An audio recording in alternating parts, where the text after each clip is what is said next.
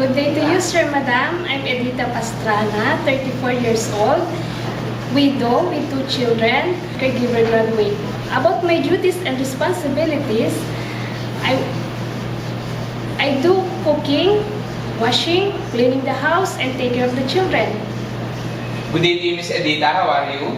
I'm very much fine, Sir Madam. Okay, so what do you think are the right attitude and characteristics of a good domestic helper? It should be honest, responsible, hardworking, and flexible. Okay, so can you tell us how to take care of the children? As a mother, I take care of my own children, like give them nutritious food, serve vitamins, play with them, and I show my love with them as my own kids. Okay, so what if you commit a mistake and the employer scolds you? What will you do? Sir Madam, I'm very sorry. I promise I will not do it again. Okay, Miss Edita, do you have a message to your employer? Sir Madam, please don't hire me. I really need this job for the sake of my family and for my 2 kids. And I promise I'll do my best to finish my 2 years contract with you, Sir Madam.